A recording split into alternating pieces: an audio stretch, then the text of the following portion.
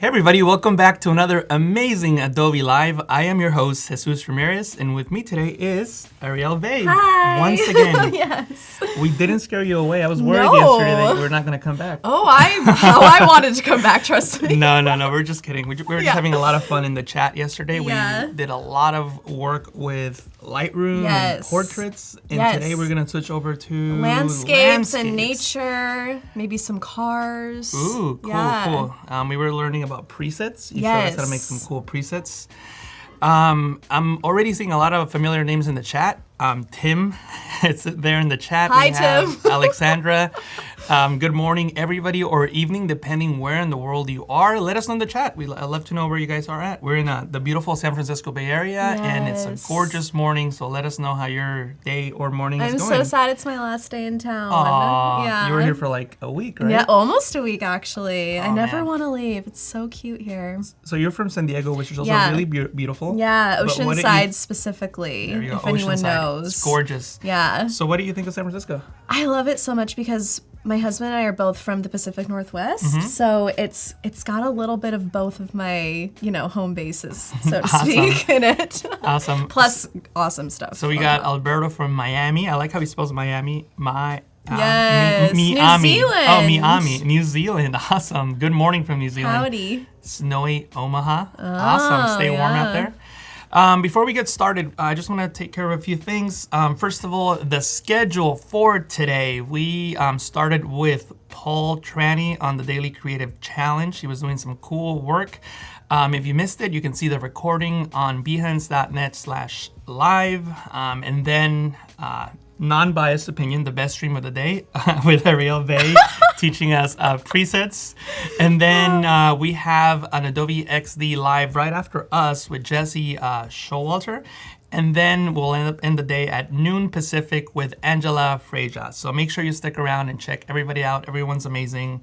But in this session or this stream, I don't know why I said session, stream. It's kind of session. I said session. We're going to be learning about Lightroom presets. Yes. Also, I just want to remind you guys that we are going to be doing a chat and win 30 minutes into this stream. And be sure that you're logged into behance.net so that you can have a chance to win. And that'll be in 30 minutes. And then in about an hour and a half, we're going to do a portfolio review. So make sure that you go into Discord to submit your portfolio so that we can review it. So that should be pretty fun. That was fun yesterday. Everyone's so talented. So be sure to do that to submit your portfolio onto Behance. So I think that's pretty much it. I think we're ready to get started. Okay.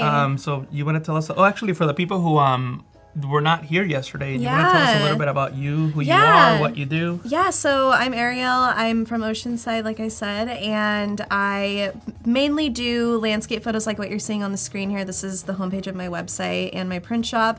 It's just a lot of, I have a drone, I do a lot of floral stuff, a lot of travel stuff, and I love Instagram. That's kind of one of my, home away from homes online. That's where I like to keep up with things the most. And I have a podcast.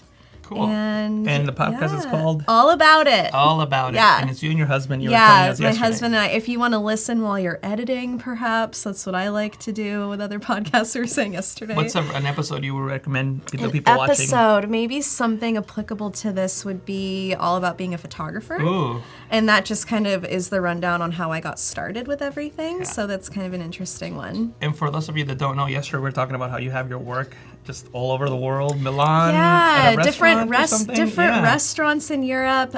We have a print in World Market, and kind of funny because I actually worked at World Market doing retail when I was going to the Art Institute. Oh, cool. When I was 19, and kind of full circle now. Awesome. Yeah, pretty crazy. Cool. So, this is my website and kind of a glimpse at my style. So. All right. Yeah. Cool. So we can get started. And just to let people know, we're going to be working with Lightroom Classic. Lightroom Classic. Not Lightroom CC. CC, yeah. But if you want to use CC, you can. It's just going to look a little different, but all the tools that you see here will be in Lightroom Yeah, CC it's not as too well. different. Right. I just always go back to classic, you know? Alberto Silva says he went to AI as well, Art Institute. Which one did you go to? I went to Seattle. Awesome. Which one did you go to, Alberto? Yeah, Cool.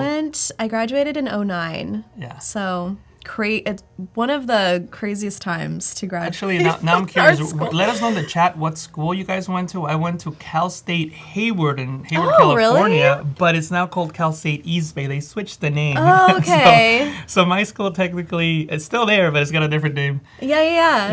Yeah, let us know where you went to school. Yeah, let us know where you went to school. Be interested Or if to you see. didn't, Yeah, and you're still a creative and making it work. Oh, he went to Fort Lauderdale, which no longer exists, Alberto. Yeah. Florida State, nice. We got a Daniel watching from Ghana. Super cool. Ooh. Nice. Awesome. Yeah, so yesterday we went over portraiture. Tim went to the School of YouTube and Behance. I always say that whenever I like I'm self-taught in Lightroom, I was Yeah. saying yesterday, and not in Photoshop. I learned Photoshop, like image manipulation, adjustments, all kinds of stuff like that. But with Lightroom, I just watched YouTube videos. Yeah. Like starting maybe a few years ago. So There was no YouTube when I was starting, so I had to like buy books. Like, do people buy books anymore? when I was going to Art Institute, it was books. Yeah. We did have to get books, Yeah. and I still have some of them, and I look through and I'm like, this is interesting. Yeah. But yeah, YouTube University, I love that. I'm a big supporter of that. Dave in Spanish is saying, "Hey, little brother, say hello to me." Like what happened with your YouTube channel, Jesus? Like, you're cool. I like you, something like that. Thank you Aw. so much, Dave. I still have my YouTube channel in English. I'm guessing he's referring to the one in Spanish because I don't post as often on Yeah. the Spanish one. But I'll try to upload some stuff soon. School of Hard Knocks. Yeah. Wow. Long Beach State University. Nice. Yeah, awesome. Cool, guys. Well, yeah, I started with portraits yesterday, and this is more of the kind of work that I do on a regular basis, is what we're going to be going over today. Cool. Kind of for my print shop, and this is just the kind of stuff that I like to post online the most. And I have my own set of presets. It's called Holiday. And if I hover over, you can kind of see a preview of what these look like on this image. They're all different, but they all have the same base. So I'm just gonna go over how I get started with a preset and just go through the motions of how I like to do my workflow personally. Cool. So I like to start with, where's it at? I'm going too fast. Enable profile corrections. So yesterday I was saying it kind of gets rid of that vignette around the corners and just like kind of makes it pop in general. I love doing that. It kind of makes me feel like there's a blank slate happening. And then I start in the color area. I go all the way to the bottom, and I always do a little bit of green shadow in every picture. Just kind of become a habit. Is that like your signature look? Yeah. And then I always take the red, a little orange. Nice. And saturate. And then same with green. I kind of take it a little bit cooler. And sometimes I'll go back and kind of play with it, but depending on the picture, that's kind of what I do for the most part. And then the blue always goes a little bit more teal. And you can see in the water up top, it kind of turns like a teal color. And even the houses right here are changing. Like they turn kind of like a corally color, and that kind of gives the look I'm going for as well. And then I go up to curves and kind of just bring up the shadows a little bit, and it just kind of gives a faded look in the shadows. And then dip it down. And I think right around this time yesterday I was saying like it can start to look a little funky, but then once I go through everything, it kind of looks normal again, or the way that I like to make it look. And then I just bring down the highlights and go from there with color curves. So I usually like to do S-curves with the colors, and that just means that this area of the curves kind of makes like a slight S shape, and that's how I remember, or how I've always remembered how to do something. It's like remembering how to spell something. This is by like looking at it. Right. So I usually bring it down, and then this is where it kind of starts to look a little bit different, and then once you see where we get, you'll be like, okay, I'm getting it. But this is kind of making a little bit of an S here, and you can see that the pink highlights are really showing up. So as you're doing that, like, what are you looking for when you're dragging on those points? Like, what's like for somebody who's like never used the curves? Like, what are you trying to like get when you drag it? So with color curves, when you go down over here, it brings out the shadows kind of like in an opposite way. So when you bring red down, you're gonna get more of a green effect like you're seeing here. Like it's very green in the shadows. And then it's also, on the flip side, when you go up, it's super pink in the highlights. So anything above this middle line is highlights and brighter, and anything below is darker in shadows. So if you kind of play and go up and down, you can see that there's lots of different ways you can make it look. It can get pretty intense. It's super customizable, but this is just kind of the formula that I found works for me personally. And once I go through all the colors, it just kind of like starts to make sense a little bit more. Right. So it's kind of a basic rundown of curves. And then with I'm gonna go back to RGB really quick just to show you. If you go way up in the shadows, you can see it looks kind of faded, and that kind of gives like a film effect. You were doing that yesterday, right? Yeah. And like if you added grain to this, you could maybe pass it off as a film photo or like that film look, desaturated a little bit, but that's kind of a fun way to make it look a little bit different and just more unique. And then on the flip side, this really brings out the shadows, but not so much in a cool way, I would say. Just you can go too far and it can kind of start to look a little bit unnatural. So I always just go a little bit at a time just to see and then go from there.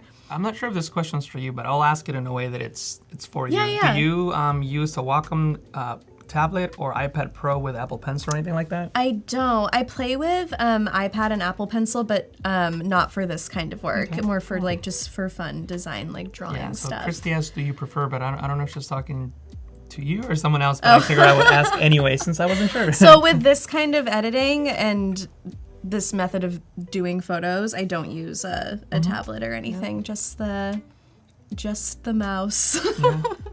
Yeah, so I'm just gonna go through, I was gonna show highlights really quick. So this brings the highlights down, and you can see that it's kind of getting a little muted. At the very top of the picture, you can see it's getting more muted, and it just kind of turns more pink. I like to kind of just bring it down a little bit. So that's kind of my curve shape before I head into colors, typically. And then I think I was on green, and then I do the same thing with green. Again, opposite, so I pull it down and it looks super red. Yeah. I kind of go a little bit less on this one with that, and then up over here, and now it's kind of starting to even out a little bit, and then once we get to blue, it will really start to look like the look I'm going for. So, yeah, it's starting to look normal to me again. No, but it's funny that you said the word normal because to me, it looks normal. But when you look at your work, it all looks cohesive. So that's your normal. Yeah, you know what I mean? Yeah. Well, I appreciate that. It could stop here, but I then like to go up into like the basic adjustments and kind of go from there. So I usually take down the highlights pretty far, just depending on the picture, and then this really brings out the shadows. So you can see that's pretty dark, and then it really starts to bring them out. And then the whites and the highlights, I feel like just kind of go hand in hand with each other. Yeah. But yeah, this is looking like I could make a preset soon. And then texture is a new tool. Yeah. And I've been loving it a lot. It just really makes everything pop. I usually do a little bit of clarity just because it's a habit. Right. And then a tiny bit of vibrance. And then from there, I am going to go down into HSL, which stands for hue, saturation, and luminance. And you can basically go through each color and decide which way you want it to go. Like, do you want the red to be more orange? Do you want it to be more pink? Yeah. There's so many options. So with this, there's not a whole lot of red that I can really tell right away from. There's definitely orange. So if you wanted the houses to turn yellow, you could totally do that. They could go totally yellow. They could go totally red.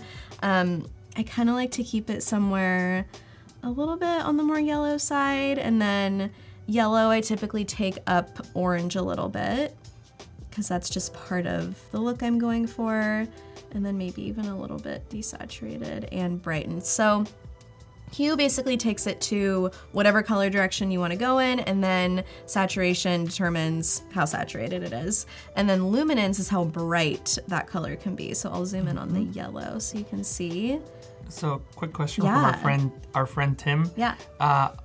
All of these adjustments are on a picture-by-picture basis, or do you have some adjustments which you can apply? You can always apply regardless of the scene. So this is usually how I like to do my base, but do you mean like with presets? Like once you apply a preset, that can always be applied. Because that would be your base, right? Your preset could be your base. Right. So yeah, good question. I like that. Yeah, basically once I make the preset, then I can apply it to anything and then adjust it from there. So this is just the base adjustment for most of the pictures that I like to use. That's basically like step by step what I like to go for first, and then once I apply it to other things, it's adjusted from there.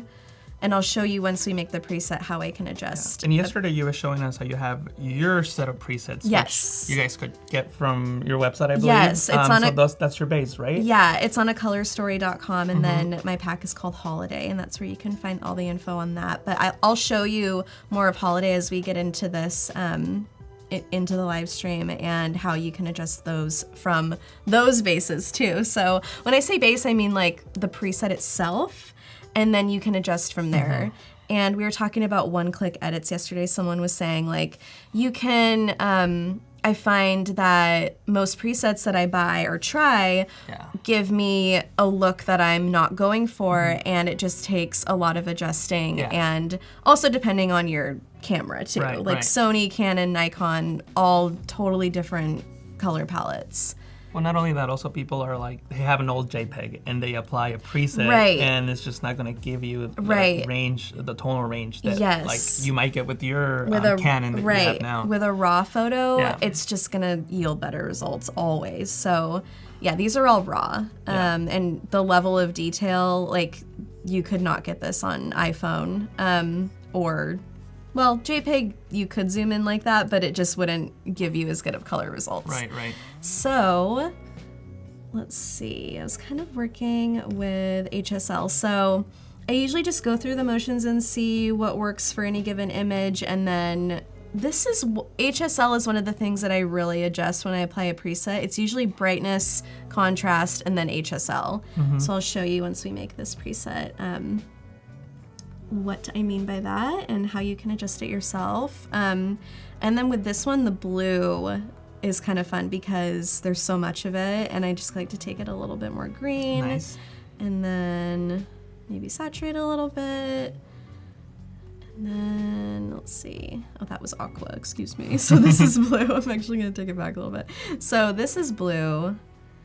And yeah, I'm just adjusting from there, kind of getting my footing with this one in particular. Purples I usually don't touch. I think I have some more purples later in the live stream that I can show you I work with HSL on, but I usually take them a little bit more pink.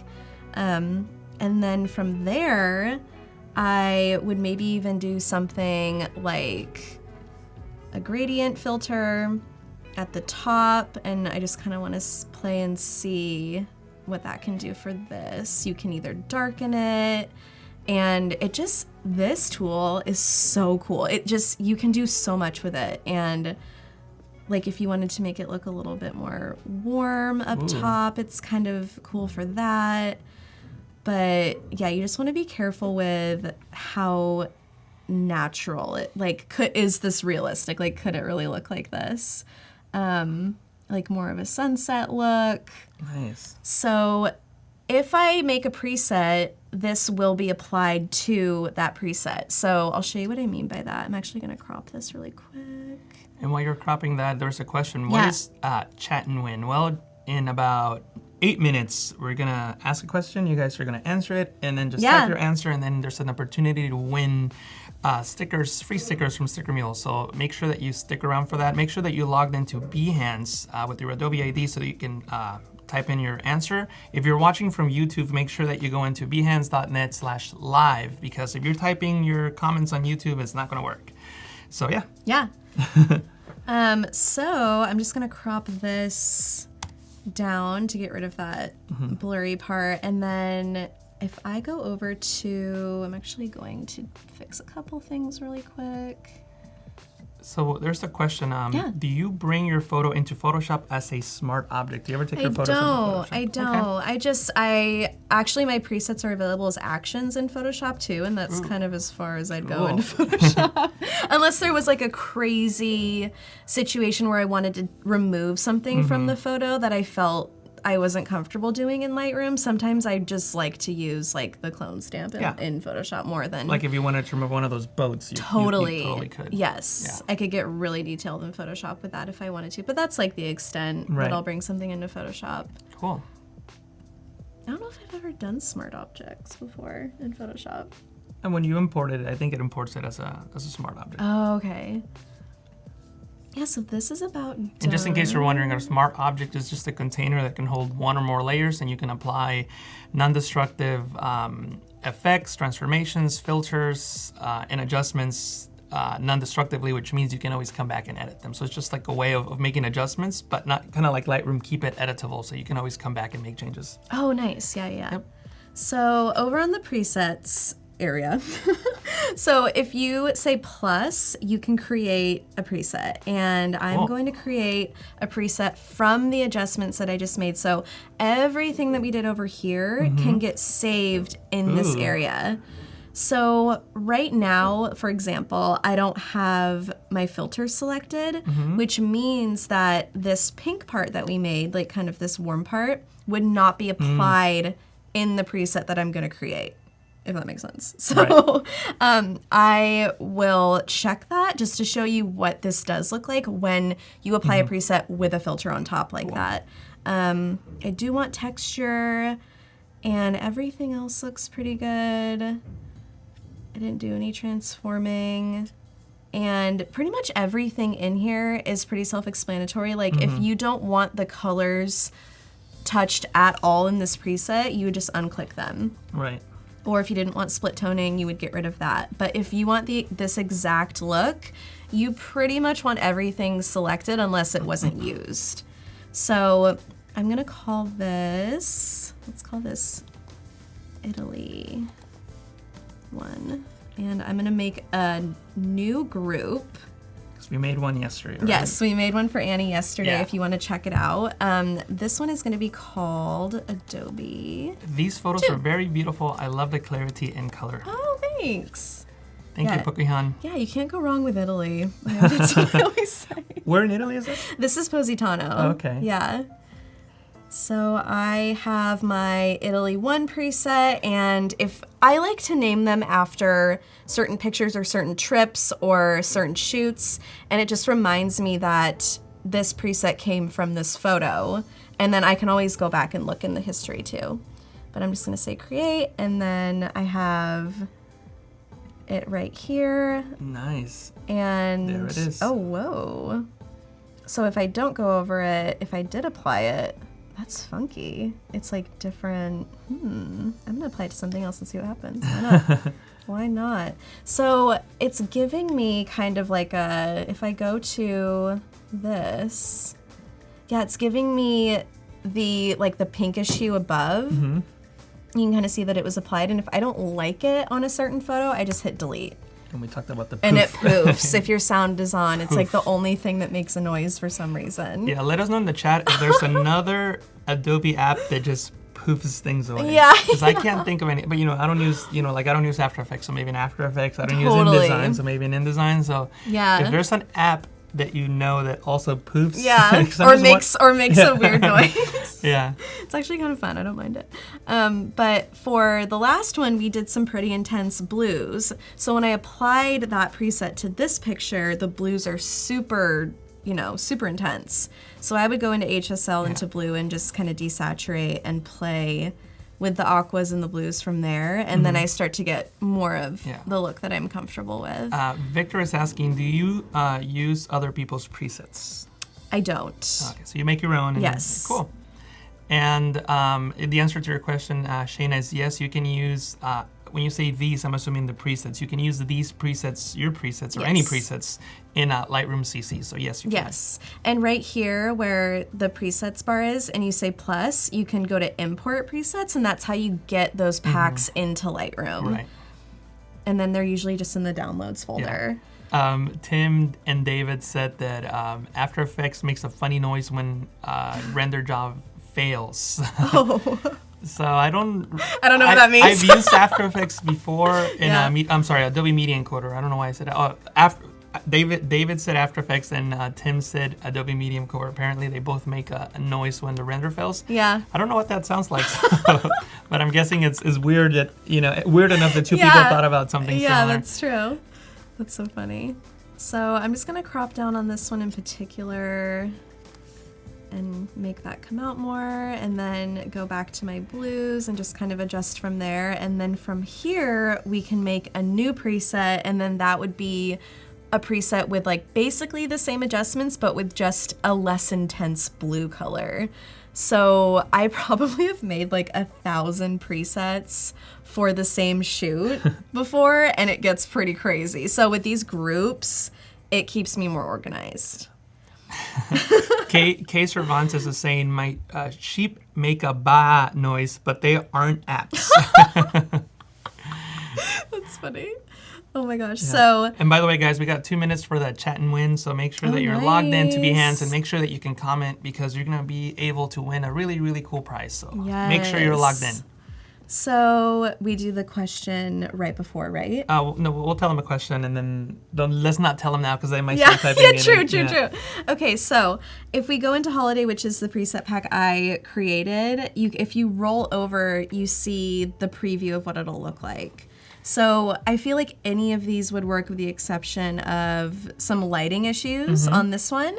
But I'm gonna go with Tobago, which is kind of like my go-to preset that I adjust from.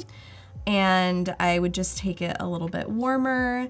And this is just an example of how you can apply a preset and then adjust it to fit your needs from there.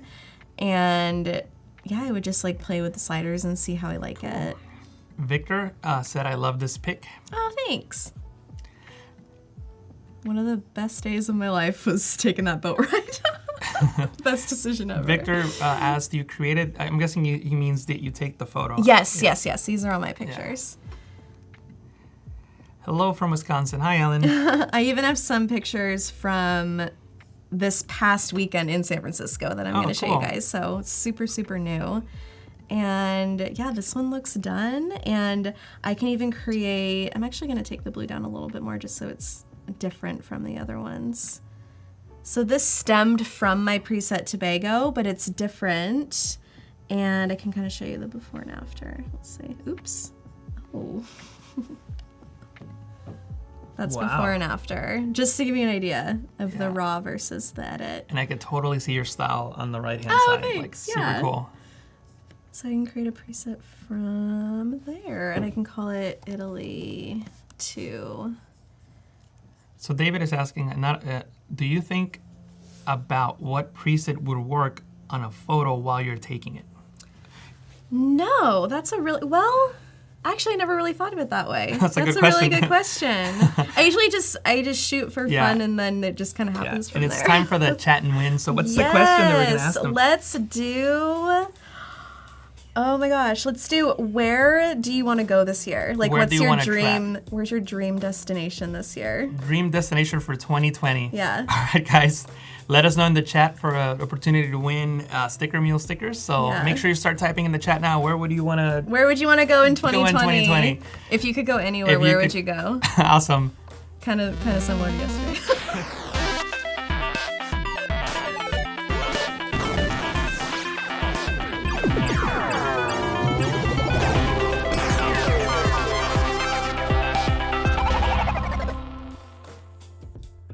All right, we have a lot of cool places: Patagonia, Cuba, Malta. I haven't been to any of those. USA. Edinburgh. Where would you want to go in the States? I want to know. Hawaii. That's a beautiful place. USA, Russia. Pakihan just wrote, USA, beaches of Indonesia, San Francisco, Japan, Jamaica. Iceland. Jamaica is great. Yeah. Oh, Paris. Dubai. Yeah, Dubai is for the win. Any place in Europe. Montreal. Awesome. Canada. Okay, and Quinn Stevenson is the winner. Congratulations. Yay. You're going to get a message privately on Behance with instructions on how to get your prize, which is the Sticker Mule stickers. They're custom-made stickers. If you didn't win, make sure that you check out Sticker Mule at that link right above our heads so that you can get some custom-made stickers for yourself. So cool. Awesome. Cool. Well, congratulations. Fun. I want to go to every continent before I die. Yeah, that would be pretty cool. I only need Antarctica. That's the only one I need. Yeah. Where have you been in Africa? Togo, Africa. Yeah. West Africa. Man, that is so cool. I went to Uganda last year. Oh, cool. Probably one of the coolest trips so far. Yeah. Cool. Very enabling profile corrections. It just makes such a difference. Yeah. Like I love Do you ever just start doing like what you're just clicking on? I mean, just so that you're like for your own amusement, like, wow, it's so cool. I mean, like, sometimes it makes more of a difference, and it's satisfying. I gotta say. Yeah, just start clicking on that checkbox over and over again. Yeah. Kind of. Well, I like doing that with before and afters. Yeah. I'll show my husband and be like, "Look at this before and after." Like if it's in Photoshop, I like kind of geek out for a second, and I'm like, "Look what I did." Does he ever go, which one's the before or which one's the after? No, he's usually like, "Whoa!" It's pretty crazy what it can do. But yeah, definitely that's a satisfying tool. I didn't, actually a friend of mine, Michelle, she showed it to me and I just couldn't even believe that I was missing it for that long. So always play, always figure out what works for you. You can do lens corrections manually. I don't usually touch these just because this is my button, you know? Yeah. But from there, we go down to the calibration and again with the shadows. And I'll just kind of go through what I think this picture needs. And it's really similar to what I was doing before. So just like desaturating, giving it more teal, bumping up the blues, seeing what happens. And then I'm just gonna go to curves and go through that again. And might even give this one something a little bit different than making the shadows faded. So kind of opposite from before, just like a little bit more dramatic. Quinn wrote, raw plus Lightroom equals beauty. Oh, I couldn't agree more. You should make a t-shirt out of that. Oh. Wait, didn't you win the stickers? Maybe you can put that on a sticker. Yeah. So with stuff like this, with water and blue, I love how the red curve can help with that.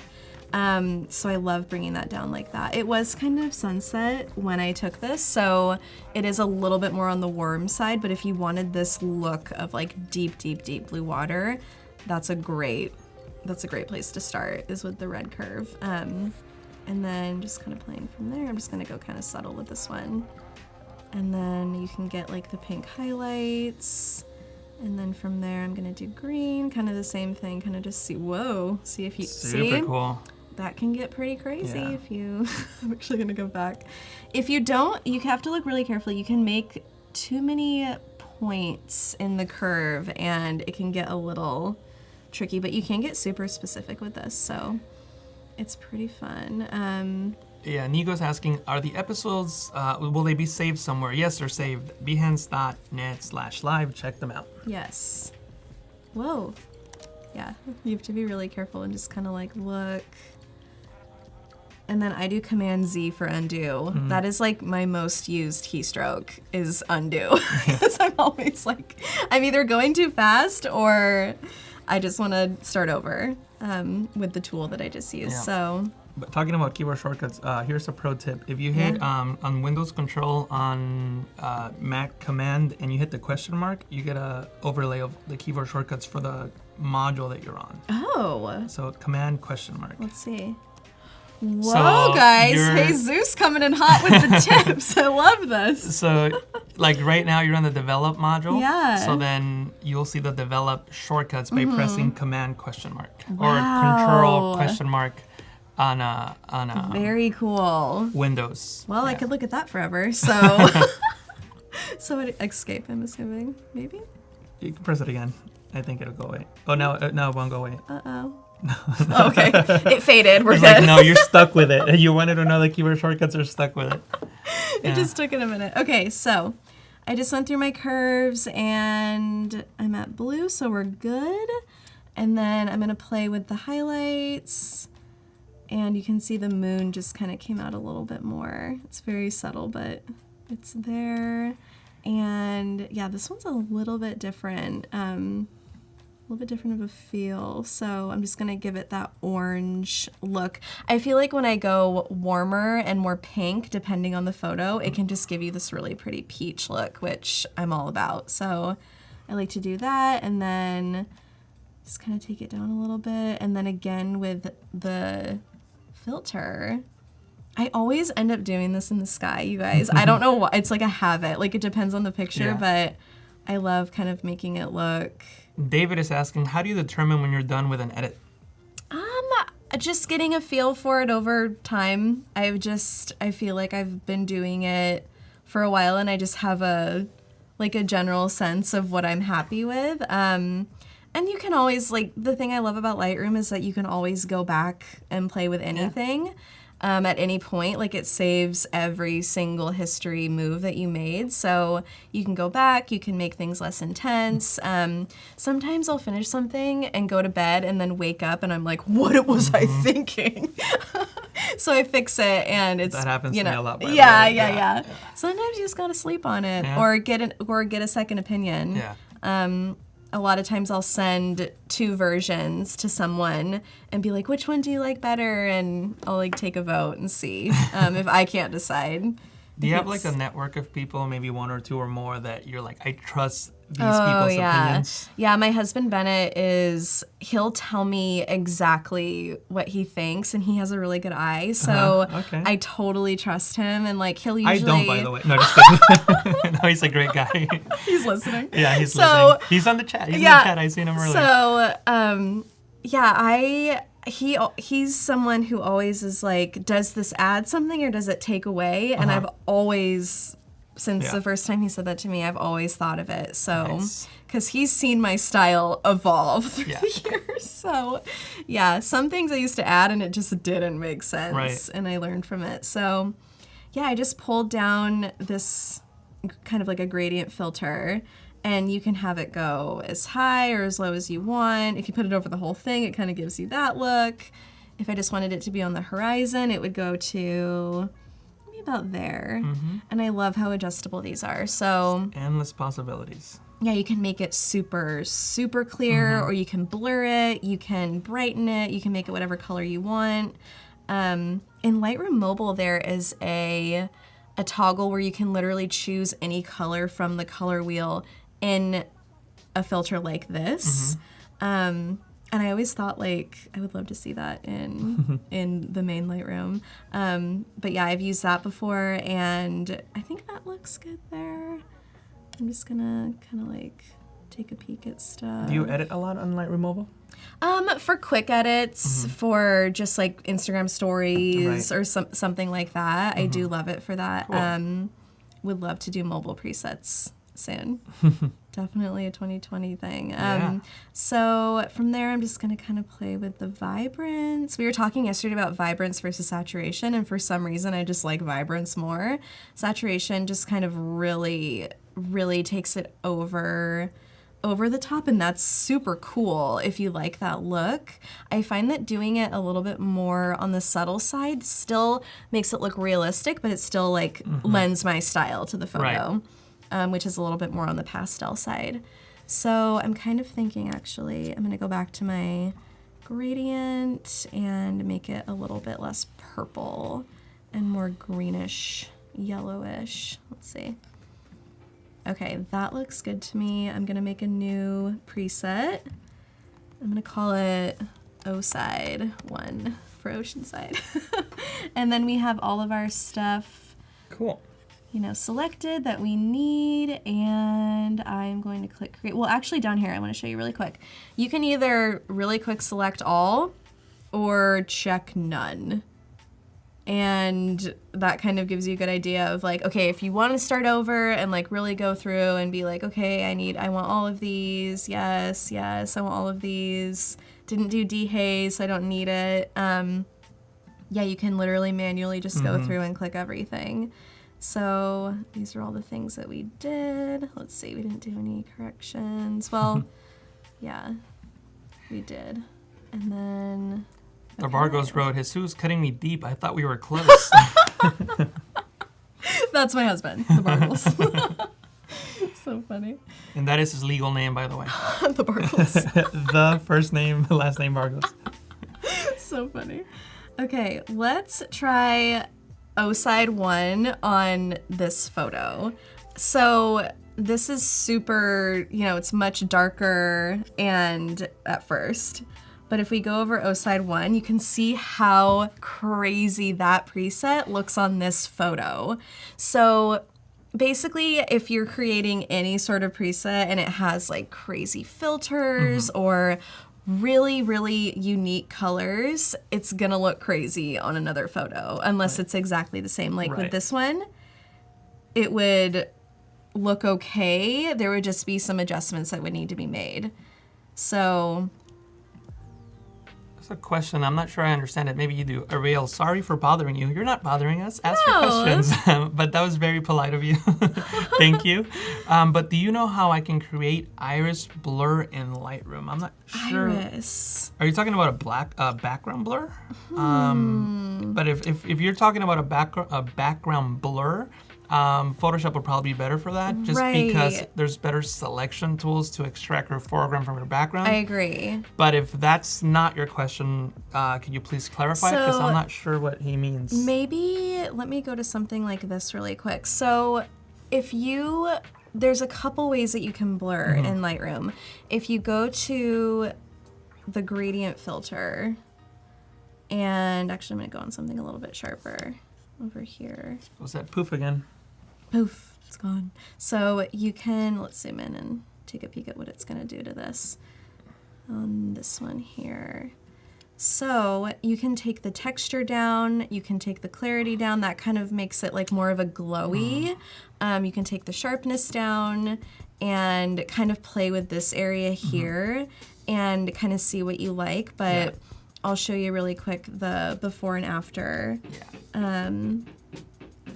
It just kind of made it a little bit more soft. So that is an option to blur if you wanted to or needed to.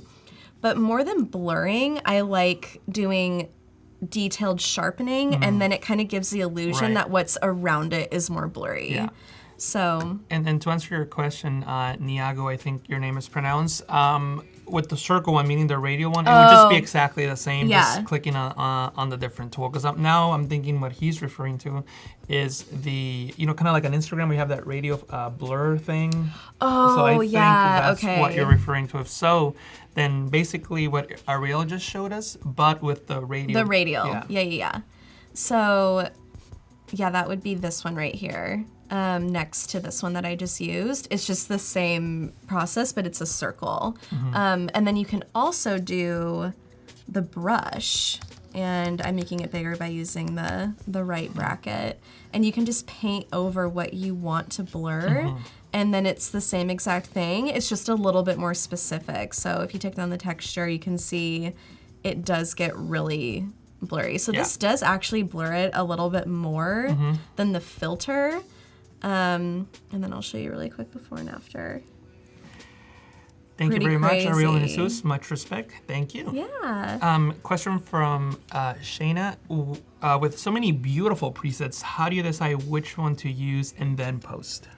So oh wow, that's crazy. There's Italy 1, Italy 2, and O-side 1. So I like to take a peek at just kind of, I feel like it just it depends on the photo. So like with this one, for example, Cabana is meant for more of an indoor vibe, and I like to use it on interior photos.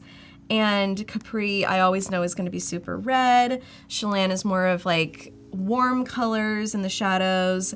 Manzanita gives me more of a bright pink, and Tobago is kind of neutral and a little bit more warm. So with this one, I would do Manzanita. That's just how I would pick. And then from there, I would adjust to how I like the pinks to be in particular, since this one is more monochromatic than the others. I would just go to red and then take it to more of a peach and then even desaturate a little bit to make it more of a light pink. But HSL just helps with this so much. Like, it's my favorite thing in Lightroom. It's just so customizable. Especially if you're going for different tones like this. I find that once you get the hang of each color, like, you know that pink is going to be attached to red mainly like that deepness that the pink has. If it's more magenta, obviously you can go over and like play around and look around, but I usually pick based on the kind of picture it is, if that makes sense. So yeah, but with these, you know, little crazy, a little, you know, I probably wouldn't use these for that. And it's just a really good example of like, this preset worked really well on this picture, but on the other one, it just, you just have to adjust from there, or start from scratch, or start with something else. Right. But with this one, I would go, let's see, I'm gonna go into green and show you actually a trick that I've kind of found is that with green, I play with yellow. And it really affects it. As you can see, it's super desaturated there, more of like an orange yellow, and this is more of a green. And you can really see it gets affected there. But with green, it's not as, I mean, it is and it works, but it's not as dramatic as using yellow. So if you're trying to play with green and you're not really getting it, try sliding your yellows in HSL. Pro tip. Yeah, something I've found over the years. Just really quickly, I want to remind you guys that the portfolio submission deadline is in about 40 minutes, so make sure that you go into Discord. There should be a link right above the chat where you can go into the Discord page and click under portfolio reviews in the feedback section, so that we can review your portfolios in about 40 minutes. So make sure you do that now if you guys want us to look at your work and give you our thoughts on your work. Yes. Awesome. Question from David. When you found your style, how did you learn to adapt it and keep it fresh so that you don't burn out on it? I would say that I've never really felt burnt out on using this look necessarily.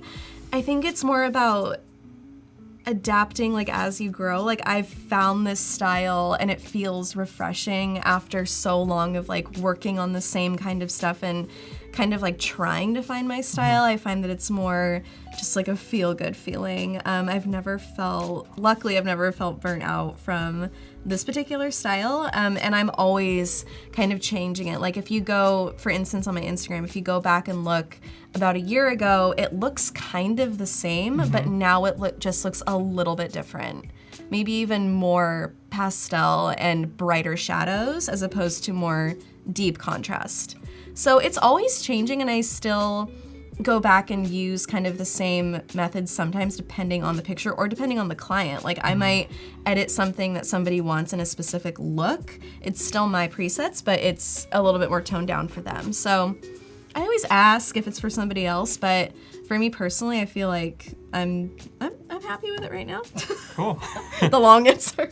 Follow-up question from Shayna, but like, how would you pick that one? You just like it better? Yeah, So I just like it better. Just like it better. Yeah, it's just a preference thing. Personal preference, yep.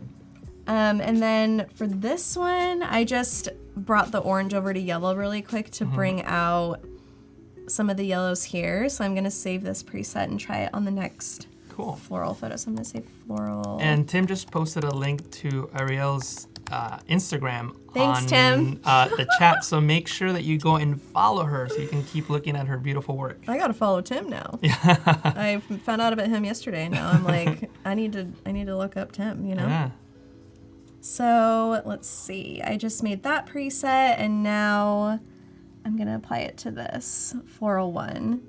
And it's super like, that almost looks like really deep vintage to me. Like, I don't even know, that's kind of cool, but I I always do that where I'll like apply it and I'm like, wait, this is like something I've never seen before. So like, is that my preset? Yeah, right. So I would go into yellow and kind of tone down the bright yellows from that last one, and then saturate it a little bit, and then really pull up the pink. So again, with red, I feel like red affects so much, like more than just red, and I really pull up from there. And then green. It's a big difference, just that slider. Yeah. The image come alive. Yeah, the green luminance also is a big, what do you say? Tim wrote, my Instagram is just a lurker account. A burner account? Lurker. Oh, yeah. That's so funny. Interesting. TMI, Tim, TMI. Yeah. So basically, yeah, like I said with yellow, it just see how green some of this gets. So if you zoom in really quick.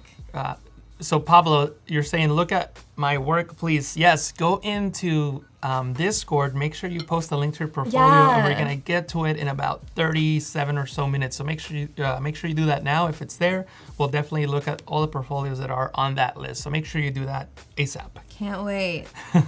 So yellow just really affects. So that just looks like fake to me, like lime green, and then this is more of what I'm going for. So yellow is very important to me. That's kind of, I would say yellow and red and blue are my main areas of detail.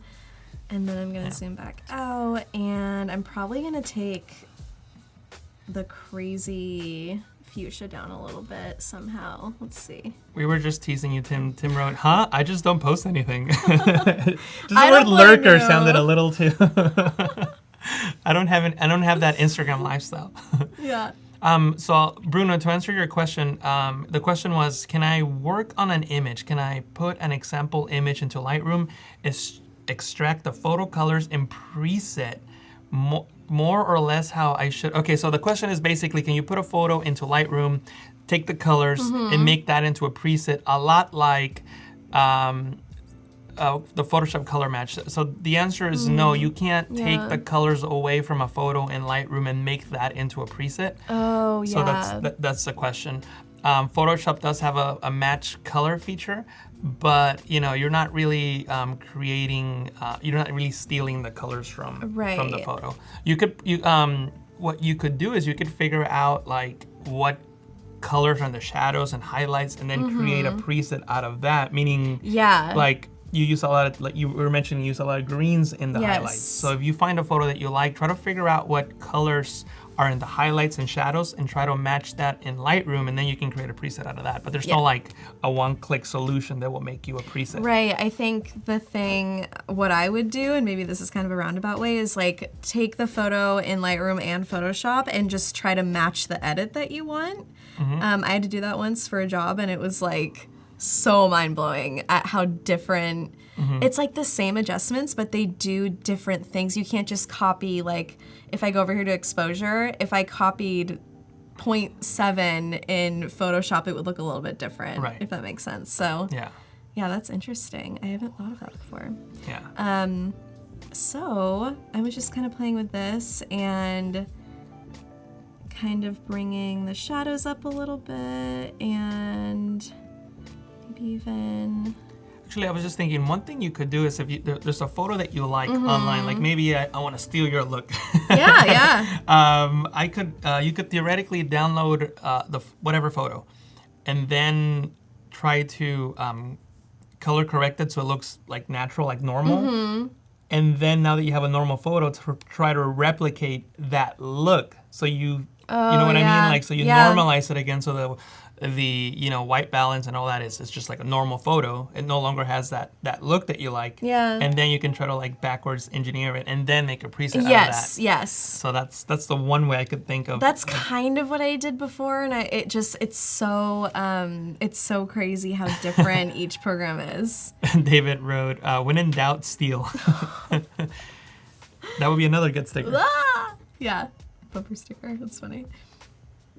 So I'm gonna save this one as a preset. Why not? Yeah. See what happens on the next one. How many presets do you think you've made in your life? Probably, honestly, my iMac probably has Man, if I had to get hundreds. Hundreds? If I had to guess. When I said thousands earlier, that was kind of an exaggeration. Yeah. My iMac probably has 300 presets on it, yeah. Because I've done so many different shoots with different looks, and then each shoot has multiple presets based on different adjustments that I made, and then I just like keep making them based on, you know, just for efficiency when I'm going through and I'm like, oh, I want this exact look on the next photo. Yeah. So that's kind of an example of like, you can make as many as you want, as long as your computer has enough room on it. Well, if you like the scratch discs are full. It's like, no, if the scratch discs are full, what am I gonna do? All presets. It's like 2 terabytes worth of presets. Oh, I didn't title my. No. Okay, here's a little trip. If you accidentally did an untitled preset, which is over here on the left, you can right click and rename, and you can just name it whatever you want. So we're gonna say Floral 2. And that's like the cool thing about like Lightroom in general, that if you make a mistake, you can always come back and fix it. Yeah, to everything. Unless you go to your history and then start doing stuff from there, then you delete all of your other history. Very good tip. So if you go back and you just want to see what it looked like for some reason, which I like to do, just go to this little YY before and after, and you can see what it looks like from there. And then you can, you know. Well, I just botched that, but you know. But you know. I made a preset for it, so I can. So you can go back. There you go. I'm like, okay, I need to. Oh, here we go. There we go. Yeah, there we go. Got it. David is asking, what is your favorite subject to shoot? Probably anything with water. Like the first one, water's in it. Water. Basically. There's a few things in here that let's see. This one from Paris is gonna end up looking pretty cool when I'm done with it. But stuff like this is also so fun when I'm traveling, and it's just like, you would never just like find that walking around, like symmetry and color and just stuff like that. So I can start going through this one actually. But yeah, water, cars, flowers, different stuff like that. Mainly the kind of things that you see in my print shop, that's the kind of stuff that I like to shoot. That's like the passion. So if we hover over any of the ones we've made, that one is closer to what I would do, except it's desaturated and a little dark. That one's a little saturated. This was our floral preset, so you can see how different it looks on these colors. Just because we were working with so many reds and oranges before, there's not as many in here, so they're not really like being catered to. But I would probably go to, let's see, I'm gonna go to my preset pack and do, Chelan. Chelan looks good. Just works it's a fun one. I really like Chelan. I would just bring up the exposure from there and then warm it up quite a bit. And just kind of keep going with the adjustments. The basic adjustments after I apply a preset that I've already made, I find is just like my best friend, and I could just spend so much time in this one because it just you really can get the details. I'm maybe gonna go a little bit lighter. So this is already looking totally different from the raw. And then I would take up the vibrance quite a bit. And then with the top here, there's kind of like some sun coming in, like some highlights. So I kind of want to play with this and see what I can do with that part. And if not, no biggie. So I'm just gonna bring that down and darken it a little bit just to see what we can do. Bring down the highlights, bring down the whites. It's not overexposed necessarily, but like the highlights kind of bug me. So I'm just gonna kind of take it up a little bit, and like this is all just playing around. And when you hover over, what was it Option O to see? Shift. Oh, Shift O. Yeah. so you can change the color Yeah. of where you're selected. So pretty cool. Jesus taught me that yesterday. So hitting O just enables and disables the overlay, so that's how you can remember it. O Yeah. for overlay. Yeah. And then if like yesterday, you were painting over a red flower. Yes. So you couldn't see the overlay. So if you hold Shift and O, you toggle through, I think it's red, green, and gray or something like that, or white. Yeah. So you can have different ways of looking at the overlay. Right. So I would do green for this because it pops so much, so I can really see where it's affecting. And like all of this area is going to get affected, but the closer I am to the dot, the more affected it's going to be. So I'm just going to take down Pokemon Road. It makes you think about how you can't believe everything you see. Yeah. Totally. So I just kind of want to see what that did. Question from David. Do you find as you make more presets that your editing becomes less strenuous, and have you ever deleted a preset and regretted it? I've never deleted a preset, maybe because I have them in like 5 different places. So if you delete I'm one of one, those people. Yeah, no, I have them in Dropbox. I have them on different hard drives. Once you make one, I believe it saves automatically. I think that changed over time. I think before this was updated, I had to export them manually. But now when you make one, I think it just creates it in your hard drive automatically based on where your Lightroom catalog is. And also, to be frank with you, I'm not sure if Lightroom Classic does this, but I know Lightroom CC syncs it to the cloud, so you can start using it on your mobile device, for example. Right. Do I ever straighten architecture? With this one, yes, I am pretty we were talking about horizon lines yesterday, and I just have to have a straight horizon line. With something like this, I will play around with it just to see what it looks like, but for the most part, yes, is the short answer, just because I'm one of those people that likes everything really straight. Yeah, me too. Me too. And you wouldn't believe how much time I spend. For example, on this photo, I'll be using the guides. Just trying to get everything straight, and it's guides in Photoshop are I think I use those the most. Love guides. But yeah, I'm gonna keep. Isabella's just joining us. Hi, Isabella. Yeah, this needs to be selected, and then I'm gonna do Shift O and just see what it looks like in real life really quick. Okay, so I'm just gonna go to, let's see, that's a really good question for this one because I did not work with the transform yesterday. So if we did auto, I just wanna see what happens. That's pretty good, actually. Not bad. So if I did want this to be like an 8x10, that would actually work for the crop pretty well. So yeah, I would use it on this one. It does look better. It does such a good job and so quickly that you might have missed it if you blinked. Oh, yeah. You just clicked on auto. Yeah, down in the lens correction, or not lens correction, it's transform. So if I said off, it would bring it back to being a little bit more skewed because I think I was a little bit lowered down. And then this just made it straight. Super cool. Or you can, I'm just gonna go off again and just show you really quick. You can do it manually like this. Ooh. So that's pretty good too. So the only difference is that I would probably want to wait to crop if I did it manually, so I could really see what I was doing. But yeah, auto for this. Auto doesn't always work for me, but for this one, it's pretty good. Yeah. So I'm gonna keep it. So the question is, why using Classic instead of CC? Just preference. Just preference. Yeah, I'm sure I'll switch over eventually. So, yeah, because I have Creative Cloud on here, I just, I don't know, every time I check it out, or sometimes whenever I get a new computer every few years, I'll download it. Yeah.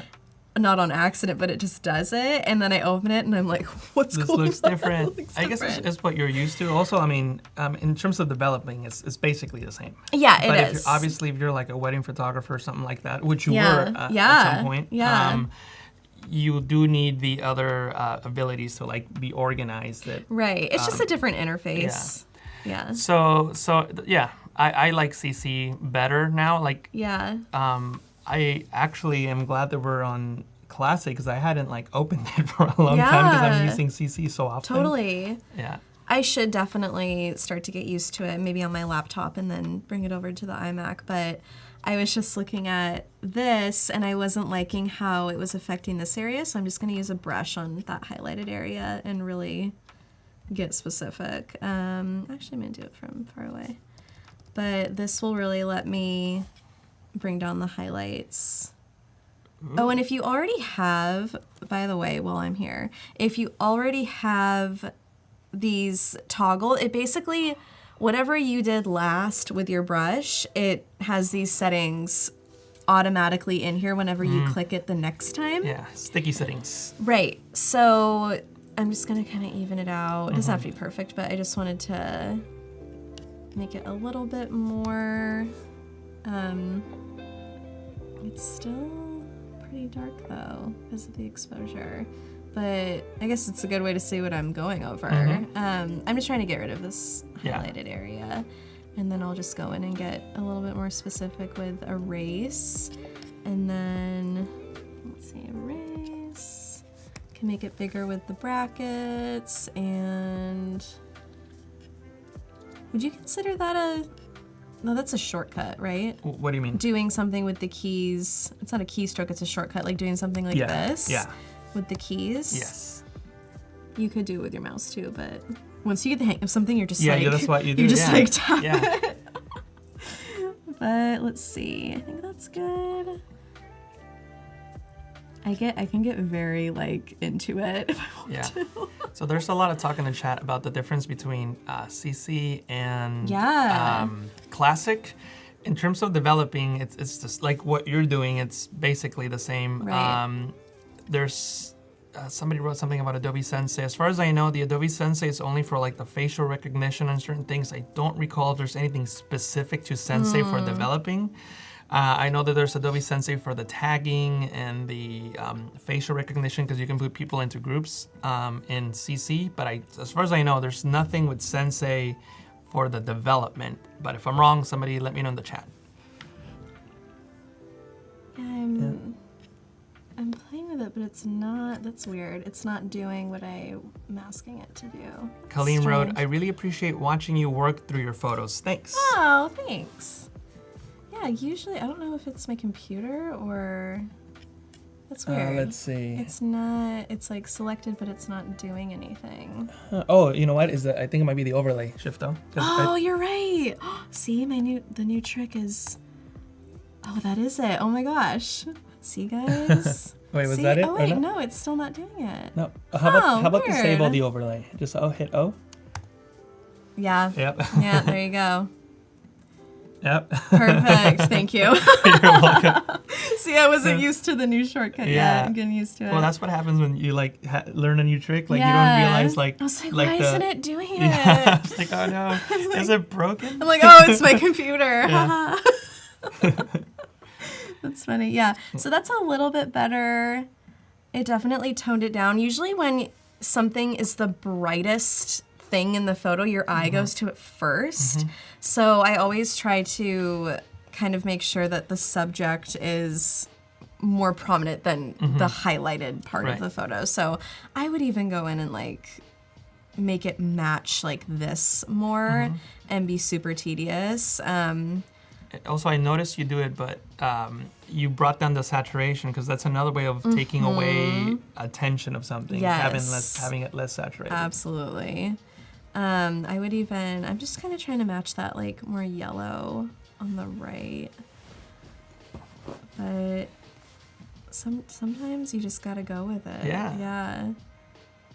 But yeah, that's kind of like a super specific detail for this, but I would probably go, let's see, down to blue and see how I can play with the car to brighten it up because it's one of the only blue things in the photo. Yeah. So I would even brighten everything a little bit more now that that highlight is down. Yeah, that's almost done for me. Kind of cool. I was going through my Paris photos from last year and I found this and I was like, where has this been? I'll go back through shoots or just that trip was just for fun, but I'll go back through and be like, where did I miss this? Like, why haven't I done anything with this? So that happens sometimes, but So I have two questions. First is basically about your storage. Do you have an external hard drive? Or, okay. I have, let's see, right now, I think 4 externals. Oh, wow. How large are they? What's the capacity? Well, a couple of them are older and they were only terabytes, and now they have the little, like this size, the tiny 5 terabytes for like $100. Yeah. So I think I have one on the way, and then I have a 5 terabyte that I just started backing up onto. Do you back up anything to the cloud or not really? Yeah, to iCloud. iCloud? Yeah, Cool. yeah, to iCloud. Cool. That was Alexa. Thank you for the question. And Julian, hi, Arielle. Big fan of your work. Just joining in now and bummed that I missed part 1. Forgive me if you already covered this, but can you talk about your settings for exporting, optimizing for Instagram? Sure. I would love to show an export. So I basically just do 300 DPI for everything, just in case. Like, you can always export it lower. Like, sometimes clients are like, can you please make this smaller? It's like giant. And I'm like, yes. So yeah, I can show you when I'm done with this one how I export. Yes, I'll add it into that invoice. yeah. It's a line item. 5 minutes and you're charged. Yeah. Not really, I'm kidding. That's funny. No, she's not. That's so funny. Yeah, I'm just kind of taking down a couple things, just like getting kind of tedious for like how I want this to look. And then I'll export for you guys. Yeah, I think I'm gonna go with that and then a little bit more blue. Yeah. So we started with Chelan and now we have this. Oh. Wow. How about... Big difference. That's better. That gives a better idea. I shot it darker because of that bright point at the top. I didn't want to overexpose that part, knowing that I wanted to edit it later. And I even wish that I even went a little bit darker on that one, to be honest. But it is what it is. It's not too big of a deal. But if I were to print this, I would probably go in even more and work on that a little bit more to make it as realistic as possible with the other part of the house. So, okay, let's export. So file export is pretty straightforward. Let's see, the hair folder. I was working on like a dry shampoo. Cool. So I would just say Italy car, and like this could be whatever you want the folder to be called in your Finder is what you would call this folder. Oh, can't do an underscore. So basically you can rename, you can get really specific with it. You can, let's see, JPEG 100 always for me. For these sizing specifications in particular, I was working with a client and she wanted them to be 2,500 pixels wide and 300 DPI. So we did that. But if you just want the original size, I just always do 300 DPI. But that's just my, I have a lot of big files, so that's just how I do things. You can add a watermark, lots and lots of preferences here. You can do the original format, which is just gonna do raw export, and then you just say export.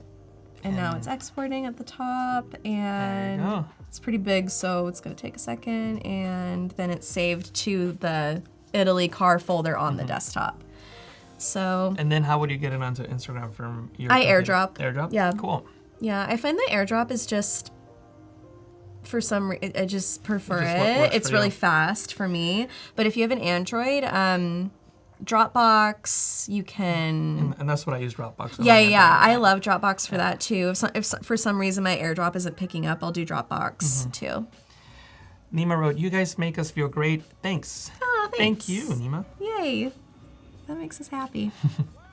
So yeah, this one was done. Let's make a preset, why not? And don't forget the portfolio submission deadline. It's in about 13 minutes. We're gonna be looking at, I know they're gonna pick 2 portfolios for us to review, so make sure you submit so that we can review your portfolios. Yeah, so I'll call this Italy. Oh, and by the way, that was on the on Discord. So if you're not there now, there should be a link right above the chat where you're at now. Click on that. It takes you onto Discord, and from Discord you can click on the feedback. Or not click on. There should be a portfolio reviews. There you go. Thank you for switching over, Paco. So under feedback, portfolio reviews, and this is where you can submit your portfolio. So right here, portfolio reviews. Thanks so much. I'm gonna start doing that when I get home. I'm gonna start like You're gonna start putting them in submitting. there. Yeah. So I'm the gonna. next host could be like, I don't like this.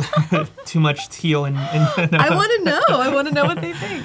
I'm always down for constructive criticism. Right. I actually, when I was going to Art Institute, that was a huge part of how I learned, was just getting told like, you know, you got to do it again, you got to do it again until you get it right. And I've just kind of carried that with me. And correct meaning like, I mean, we did like very specific things in darkroom and shooting film and just a lot of random.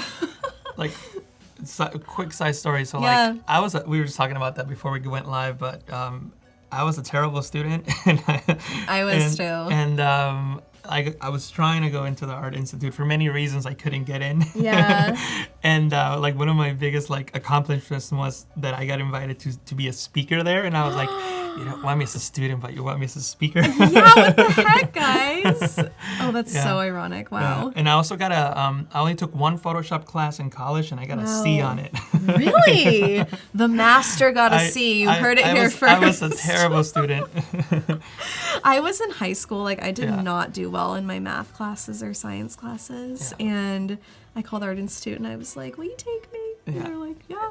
And I'm not saying that you guys should be terrible students. You should be, I regret not being a good student. Strive to do your best. Yes, please, study for your tests. I honestly not a good test taker. But hey, everything worked out. Yeah. So, oh, and also he was saying he mixed, or who was that? They were saying they missed the first part. You can go back and watch. Yeah, you can go back into behance.net/live, and you should be able to click on that recording. It's also on YouTube. Yeah. Which art institute did you go to? Seattle. Seattle. They actually closed last year. Aww. Sad. But yeah, I went there 10 years ago. Wow. Oh, crazy. Yeah, they were still, I don't know if they still did film up until the end, or what the photo program is like now that there's so much on our phones. But we did a lot of large format film. We did a lot of darkroom. Cool. A lot of Photoshop, and working in Bridge. And I feel like that was just more popular back then. Yeah. Yeah. But self-taught in Lightroom. They never taught me Lightroom. So I made an Italy car preset. And I'm going to put that on something else. Let's go to, maybe I'll do one more photo from this trip. Something a little bit different. So let's see what that looks like. Oh, it's not too crazy. Okay, so this is the same preset that we just made from this edit. And you can see that the tones are pretty similar. But I am gonna adjust to make actually I'm gonna crop first just because I'm a little bit distracted by recycling cans and Jeeps. Certain things I'm just like, okay, let's see, what can I do? And in some cases I will Photoshop out, just especially if it's like a print or if it's more distracting. I just find it makes the photo better if you just take it out. So that's a little bit better already. Kind of like Wes Anderson vibes. Let's see. I'm going to straighten it a little bit. And then we'll adjust the color, which I'm kind of feeling like it's a little too... Alexandra's saying that that's a beautiful house. Oh, yeah. This was house. Right by Painted Ladies on Steiner Street. It just, like, the crop that you did makes it look so much better, I think. It's kind of like scary a little bit. Well, I'm sure you can, like, manipulate the colors to make it look like a haunted house or something. You could go like kind of weird like that.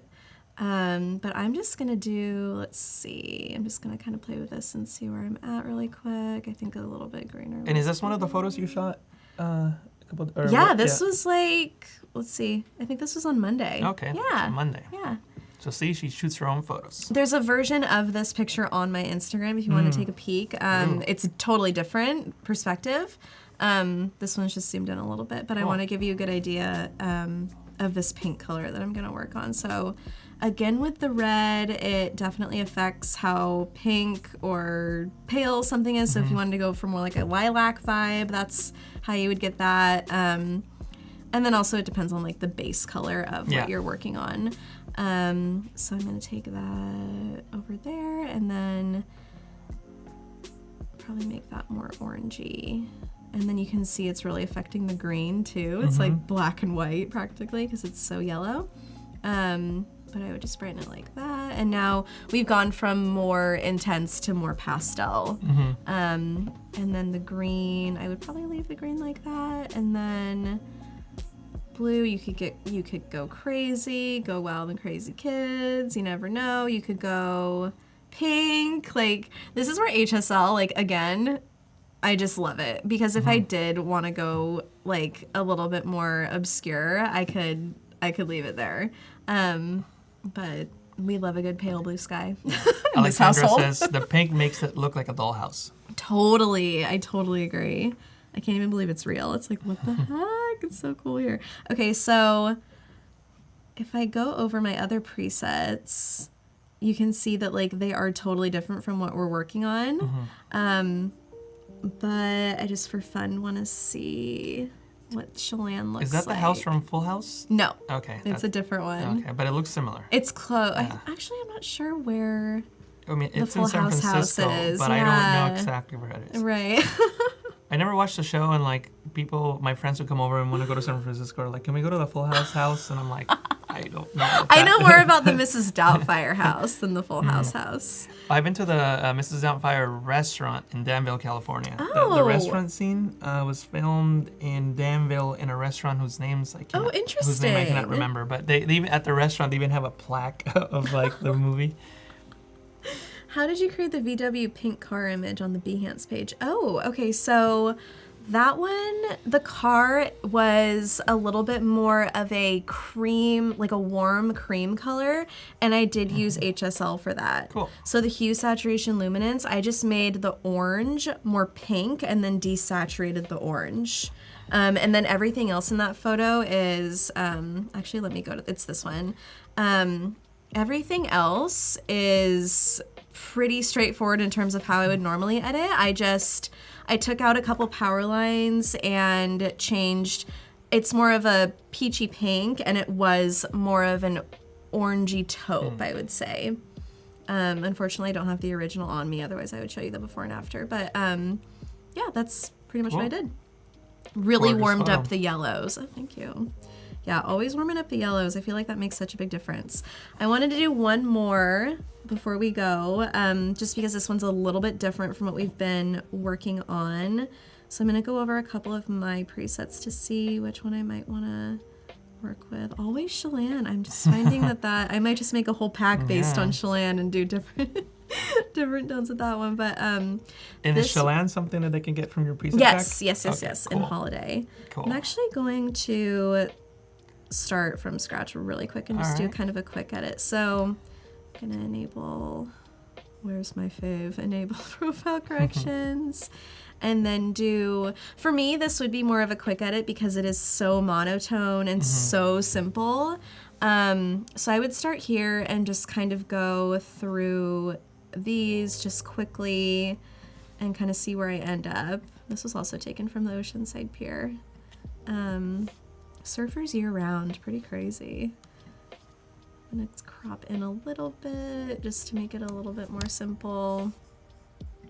And then from there, using the warmth and the tin, you can just get like very specific.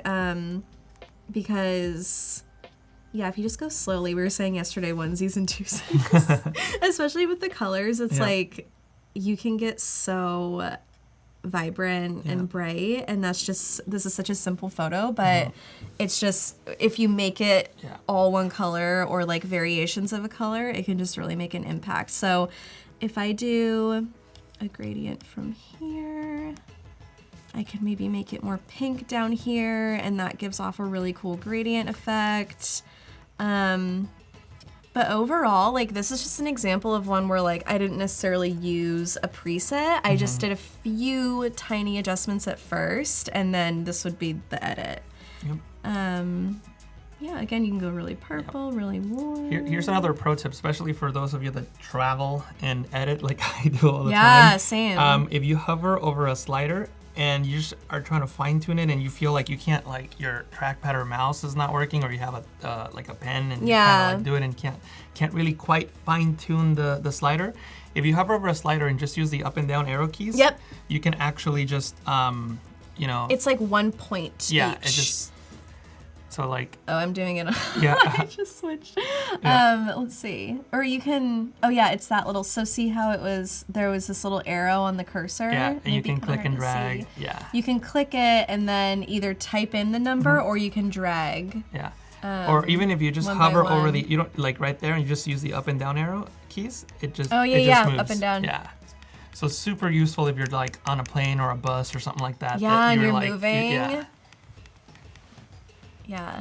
That is a dope photo. Yeah, I that agree, can get David. super intense if you want it to. I feel like this would be good as like a big print because of the colors. I just love the reflections too. They're so cool. We were talking about negative space yesterday, and Yeah. this is like another one of those, like this Yeah. crop right now looks great. Yeah, I like doing stuff like this every once in a while. And it's not necessarily from my presets, but it still like lends itself to my style. And I Right. feel like it's just a fun, different way of doing things. Well, we were saying yesterday that your style was very SoCal, and I mean, just the theme looks very SoCal. Yeah. Yep, going back today. Going back south today. Are there any free preset packs that you can get started with? Free preset packs. Well, I mean, Lightroom comes with free presets that you could use, whatever's there in Lightroom. Also, let me switch over and maybe, actually, if I can, I'll find it later, but I did a course for Adobe on presets, and I made some presets that you could use to follow along with the course, and I'll post the link in a minute. If you want to learn more about presets with Adobe, if you go to the Lightroom page on Adobe, I know I'll get the link and I'll post it there, and you can download at least 3 presets. Nice. Cool. Let me just find that link. And those are ones that you made? Yeah, I made for the course. Nice. So let me just paste that link. Or actually, if you don't mind switching over to my screen, Paco, so I can show it people. If you go to the Adobe Lightroom CC/tutorials page, right here under tutorials, you can scroll down, and these are all courses. This one's by me, beginner photo editing course, local adjustments course, also by me, and enhance your photos with presets, also by me. This particular course, when you click on, for example, this one, the second one, and I think 3 of them have presets that I made so that you can follow along with the course. So those are that's a resource where you can get free presets and also learn how to use Lightroom. Nice. Cool. And I'll go into the chat and paste the link, or maybe Tim could. Oh, Tim already did it for me. Thank you, Tim. He's fast. He's on it. Jesus. Tim. Oh my God. But awesome. Okay, so let's call this pink. Why not? I want to save it for... See how different that looks on that one? How crazy is that? So yeah, just totally different vibes, and then... It looks like a completely different time of day. There you go. And, yeah. There you go. Do you ever shoot anamorphic? I don't even know what that is, to be honest. Do you know what that is? I Never don't. heard of it. Anamorphic. Sounds like something in a movie. Thanks, Tim. Yep. Thanks for Colleen is saying thanks, Tim, and thanks for posting the link. Cool. Yeah, I'm just playing with this last one. I like how when you use that temperature slider, it looks like it's a different time of day. Oh yeah, super cool. totally. It got a little crazy there, but yeah, if you go, let's see. Yeah, that could be whenever, and then boom, you're super cool in sunset mode. Yeah. And it's time for the portfolio submission. Yes. So make sure that, actually, I don't think you can submit anymore, but we have our 2 portfolios ready for review. So we're gonna get started with that in just a moment. Anamorphic compresses the picture horizontally, so you can fit more content on the same sensor size. Interesting. Okay, cool. So we'll be right back in a second. We're ready to start the. Wait. Oh, you would. You're right. Yep, cool.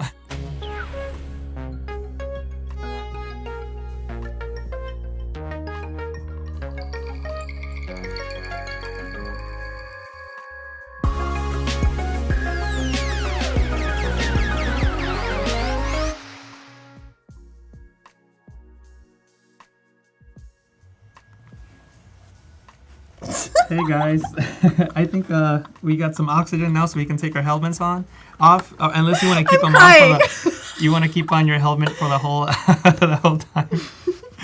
My head is so small. My head is too big, so like I think it's stuck now. So you're gonna have to like pull it out. Yeah. Oh my god! I've never worn one of those Awesome, before. super cool helmets, right? Look at this. Yeah. See, look, my head is like bigger than the helmet. Oh man, we got Claudia from Print My Soul in the house. Diego, awesome. So we got the portfolio reviews, and let's check them out. We have Shahid, and this is his Behance page. Nice. Shahid is from Pakistan, so we can Nice. look at a couple projects. How about this? How about we start from the bottom and see how his work progresses? Yeah. So we oh my can- gosh, A very lot of work. I like to talented. see that. Yeah. A lot of work. So we'll start with this Wow. first one. Okay. So okay, so this is a Photoshop Daily Creative Challenge. Nice. DCC Poster Day. Awesome. Very cool. So it looks like it was a layers project. And actually, this is really cool for a lot of reasons. Not only that did he use a lot of different colors and all of that, but like it's a good example of how like value like creates depth. Yep. Right. Totally. You know, so like the more, even though it's obviously a flat image, we can still get that sense of 3D. Darker in the front, Yep. lighter in Yep. the back, more faded in the back. Exactly. Yeah. Very cool. Cool. Love the colors. Great job. Yeah. Yeah. Let's see. Don't Cool. worry, be passionate. Wow. Great work. Wow. One of the things I would say about this image is that I feel like there's a lot going on, so it's really hard to focus on one, like on something. Yeah. Like at least in my eye, there's a lot of texture going on everywhere, so maybe just add texture to certain things and not necessarily everything. Yeah. Also, like something you were talking about earlier, which I don't know if we talked about it today or yesterday, but you were talking about complementary colors. Mm-hmm. Maybe you know, because I don't know if the green and the blue work well in this case. So maybe I would think about adding some of the complementary colors. Yeah, like if Be Passionate was warmer or vice versa. But that probably started as a photo, and that's a sick photo. Yeah, That's really cool. that's a good photo for sure. Yeah. Awesome. Cool. Awesome work. Day number 3. I'm not sure what this challenge was, but I actually love the background texture here. I love Super that. cool. Yeah, so I don't really have too many comments on this particular one since I don't know what day 3 number Yeah. was. Yeah. Cool. So it looks like this one was like some sort of texture challenge. Mm-hmm. The one thing I would comment is like on people's faces, I wouldn't necessarily do too many texture-y things like that just make her face look weird. But overall, good job. So this one was his first one, so I'm sure he's got yeah. a lot There's more so stuff. many. So let's. Oh, this one's kind of cool. Pets. Maybe he did something with his pets. Whoa. What do you think of this one? Wow. I couldn't tell at first exactly what it was. Oh my gosh. Okay, so there's like wire and lights, lots of texture. Wow. Very detailed photo, Yeah, by the way. You know what? I like it a lot. And actually, again, going to complementary colors, I actually like the way the red contrasts here with the Yep, border. Really yep. cool stuff. I really like what they did with the Yeah, wire. the wire. The wire's excellent. Bokeh behind the it's excellent. The one thing I would say is like your name on here. Not that you shouldn't put your name on your work, but it just doesn't. I don't think it adds to this particular piece. So maybe like a more subtle approach would have been better to your adding your name to the piece, or maybe using different colors. Maybe colors that are found in the piece already. Right. Because green is so prominent there, but it's not really found anywhere else, and I feel that your eye like directly goes to it. Yeah. So I would have kept your name a little more subtle. Yeah, I agree, Cool. but that's pretty cool. Cool. Let's go back. And actually for a lot of these, I'm just, not just for him, but in general, like I would also like maybe add some before and after shots, or maybe, right, just a little bit of like, oh, this is what I did, or this is what I learned, or add just a little more context to the piece, not just the photo. Yeah. Let's see, which one do you want to look at now? Let's go up a little bit. Up a little bit? Let's see. That one that you were just over looked cool. This one here? Yeah. Magic Bonsai. That's cool. Oh, this is super cool. I really like that. Oh, he's got different multiple ones. I love how simple it is, but there's a lot of detail. That one almost looks like a this one here? It's almost like it's inverted or something. Yeah, it's got that little you know, like when you used to wear those 3D glasses when you were a kid? Yes, or like a VCR. Yeah. But see, even in this one and then the one above, like just the having the red and green, like you were talking about yesterday, you know, just makes the image just pop more because you're using complementary colors. So yeah, I love that one. Yeah. And they could, if you didn't see yesterday's stream, you could see how in Lightroom you were doing that with, what was it, flowers that you were making red? Yeah, so it was a portrait, but there were a lot of different colored flowers around her, and we were just playing with the hue of the red, right? So that it wouldn't affect her skin tone too much. And if you don't know what colors like go well with each other, just go to color.adobe.com, and you can see the color wheel, right? And then you can just go to complementary, which is probably the easiest ones because you can just select, like, you know, you can see that the greens are here and the reds are on the other side, right? So putting red and green together would look good. And that palette is so cool already. So you could just start playing around with things. And even though your flowers may not be red, you can make them red and in Lightroom or Photoshop. Yeah, totally. Shift the hue over, so good work here. Very cool. I really like how the background is like it looks like it's just like fog or something like that, and just makes the tree pop. It's like really subtle texture. Yeah. It also looks like they did some color correcting to make everything green, but they were, you know, they left the flowers. It really what is that, an pops. apple? I don't know what that is. Berries or something? Yeah. They left it red, so good job, excellent. So already seeing the improvement as we move forward in time. We were down here. Let me go back. There we are. Oh, yeah. Which one do you want to look at next? That one's actually kind of interesting. That one that you're on right now. Oh, this one here, glitching? Yeah. That's really cool. Super cool. I love that. Yeah. Wow. Nice. I feel like these could be like in a museum or something. Yeah. Album covers at least. Very cool. Yeah. Oh, yeah, definitely. Yeah. That one is so cool. Yeah, so I mean, obviously, with time, his work is getting much better. Yeah. Like, there's not much I could say on this one because I like it as it is. I love it. So good job on this one. Yeah. Very cool. And see, like in the last couple that we've seen, he hasn't put his name in a big green box. You know what I mean? Yep. And maybe his name is hidden somewhere in here. I don't know, but you know, it doesn't take away from the piece. But yeah, consider adding just a little more in terms of like copy to your portfolio so that we at least get an idea of you know, what's going through your head. Maybe not necessarily like a before and after if you don't want to, that's fine, but maybe just more context of the work so that, you know, someone who's looking at it at least has an idea of what you were thinking about or what it represents or, you know, the story behind it. Cool. Let's move up. And which one do you want to look at? The car? All right. Let's look at the future cars. Whoa. Oh, okay. So it looks like is it like a video? It's an animated GIF. It looks like. Okay. Cool. So he was just. It looks like he was just color or shifting the color of the car. Cool. I like the gold one. This is really cool. Yeah. Wow. Yeah. So I like how he started having fun down here. You know, like he was really having some fun. Yeah, that looks really, really professional. Yeah. Good job. Wow. Yeah, there's not much to say there. I mean, he did a great job in changing the color on this, and I actually like how it started with this graphic, and then we got to see the other examples because now we know that, you know, I mean, I'm guessing maybe one of these was the original, probably.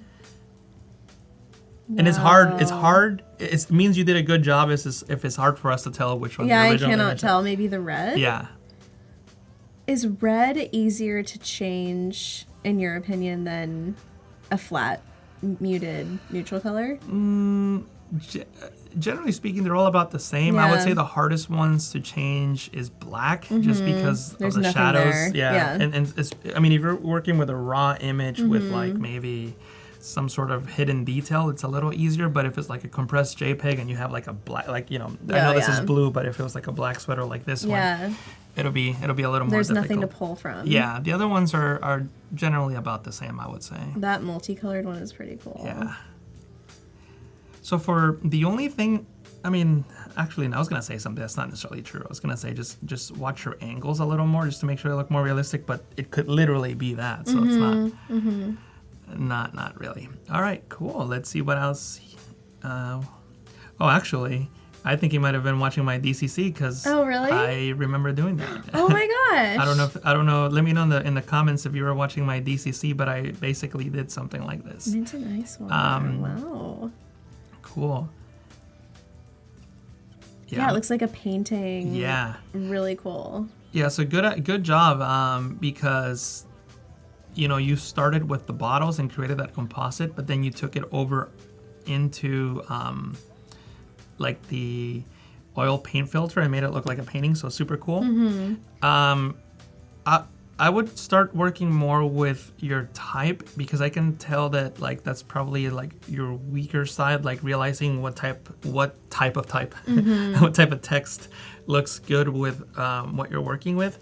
So maybe I would try just practicing just with type and try to get a better feel for it. Again, that's my only criticism here, that this type doesn't necessarily match the overall composite. Also, I don't know if this was intentional or not, but you made the water inside this bottle yellow, so I don't know if I would have done that. Wait, go down. I want to look at, I didn't, oh my gosh, I didn't even, it is a little bit more on the brown side. Yeah. So like brownish, yellowish water, I don't know.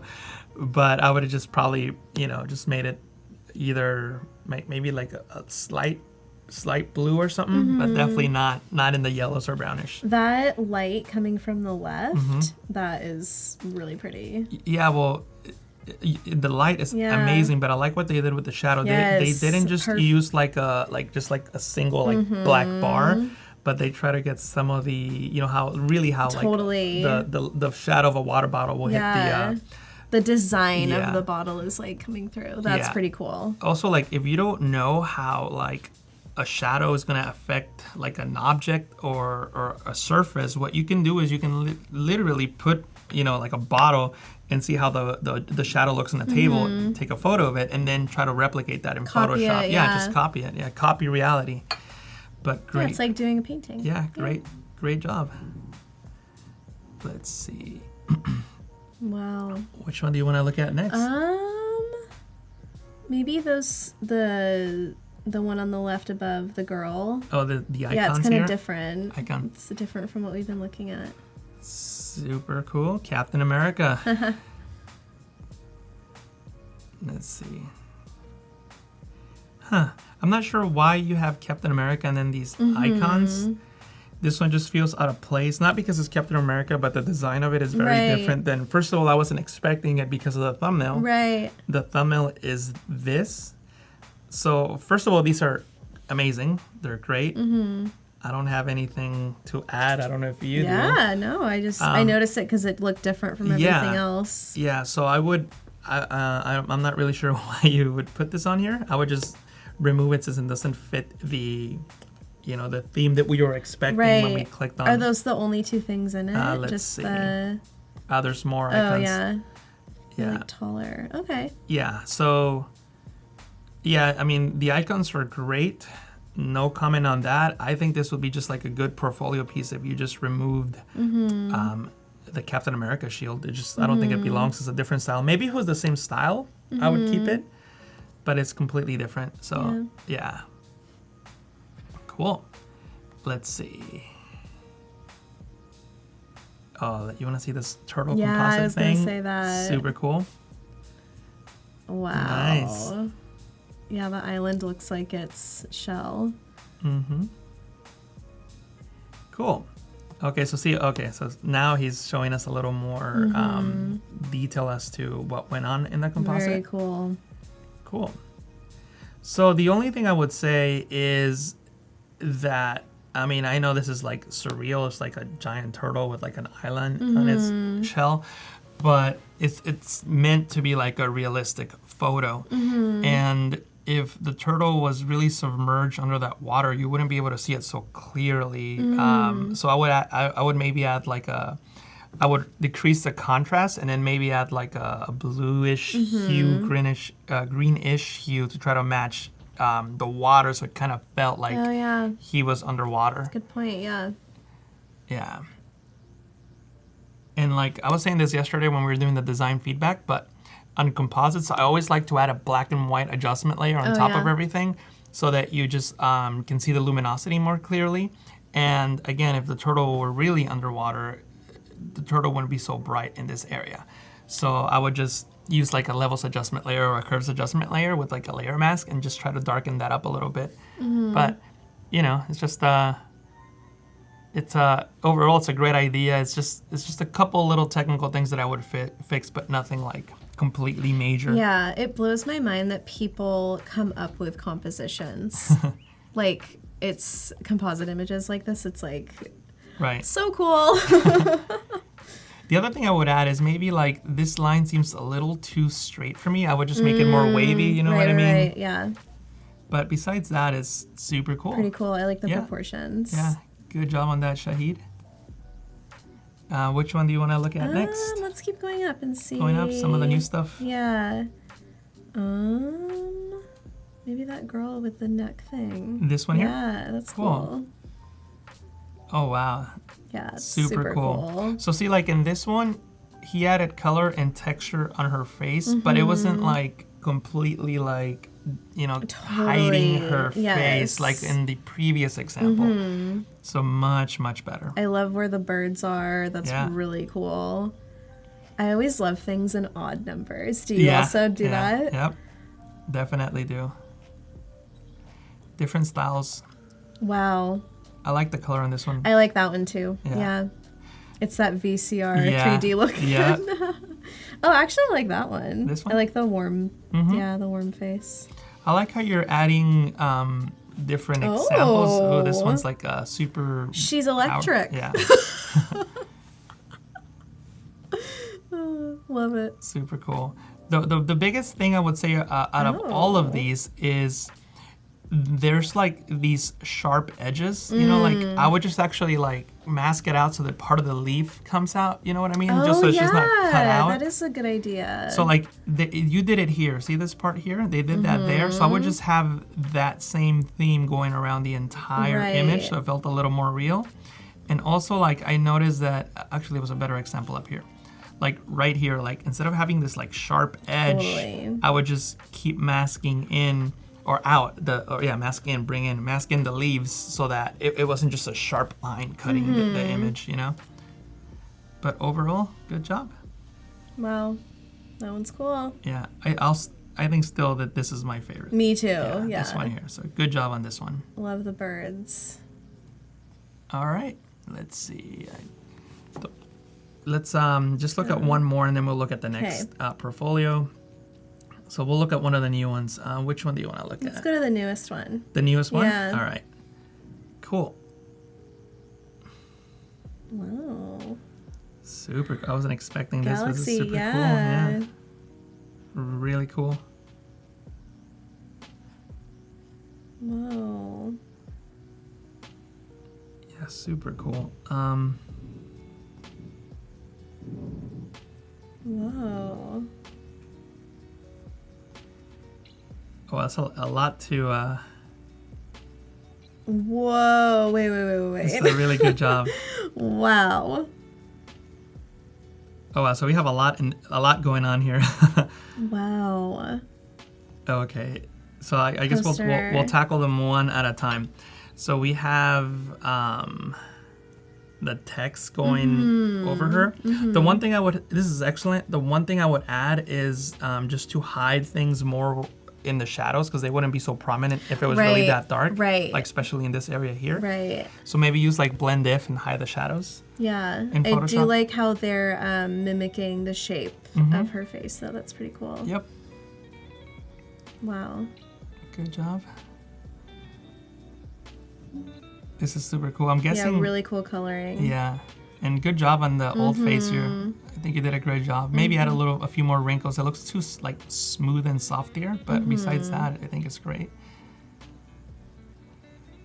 And I think that's the before and the after. Wow. Good job. That is unbelievable. Yeah, really good job. Very cool. Yeah, not much I could say. Maybe add just a little bit, because you have this bright sun coming here. Maybe just add some highlights like here on the left. But overall, good job. Very cool. Super cool. Yeah, and again, same comment I made before. I don't think that text adds to the design in your name. So I'll just focus more on working with text, because it seems like you're pretty good at Photoshop and some of the other compositing principles. Yeah. So I would just maybe practice a little more with text. Yeah. I love his compositions. Yeah. Good job on the Very shadow. cool. Yeah, good job. Cool. The best view comes after the hardest climb. That's Nice. true. Nice. Good job. Very cool. Yeah. Excellent job. Well, thank you so much for submitting your work, Shahid. Now let's go look at the next portfolio. This is Christy. And we have a butterfly. Are these? Oh. This was taken last night, and it's the sun going down looking over the top of the church. They're beautiful photos. You Wow. probably can comment more on them. Yeah, than me. so above I noticed above this photo there was that one on the right. It kind of looks like light leaks a little bit. On the Pretty right, cool. yeah. The clouds. Cool. Pretty cool. Rule of thirds on that one on the left. Very cool. Awesome work. Yeah, I think Yeah. it's excellent work. Not much that we can say besides great job. I like the grain. Yeah, Whether I it was was just- intentional or not, I think it I works. was just gonna say that. Yeah. I like it a lot. Yeah. Very cool. Excellent subjects, great colors. Maybe this would be a good one with your presets, probably. Yeah. Oh, yeah, thanks. Yeah. Yep. Very cool. Great job. There's a couple I would maybe straighten so that the horizon was straight, but other than that, I really like these. Yeah. It's hard to like give a lot of comments when you like the work. You know what I mean? Because I like totally. Yeah. it. Yeah. Love those colors. I like the faded shadow look with Yeah. the warm shadows. Really cool. Ooh. Super cool. Fireworks are hard to get. I gotta say, like, probably one of the hardest things. Yeah. Love the texture Yeah, again. really cool. Good job. Looks like we have about 2 minutes. Sorry that we Okay. didn't spend as much time on Christy Hepworth, but I will say, so everything we liked. I mean, that there's- first one even, Yeah. The detail is amazing. Yeah, it's incredible. Like really good compositions, really good color. I love the faded shadows and the grain and Yeah. light leaks. Really cool. Yeah. So, well, first of all, thank you so much for Thanks for joining having us. me. Let people know where they could find you. Yeah, so my website is ariellevey.com. That's where you can find my print shop and all the links to all my stuff. And let's see, Instagram is at Arielle Vey, just all one word. I'm basically, my name in full is every handle There you everywhere go. online. Make sure you follow her now. Yeah. And make sure you stick around for the next stream that starts in just like 5 minutes. So go get a quick bathroom break and come right back and join us. Tim, thanks for posting the Arielle's website. Yeah, thanks, and Behance. Tim. Make sure you follow her now. Check out her presets. Thanks, Jesus. Thank you guys so much for joining us. Thank I had you. a lot of fun. You're the and best learned a host lot. ever. Oh, thank you. Thank you guys so much. And stick around for the next stream. And yeah, just Thank you. Thank you guys. Bye. Bye.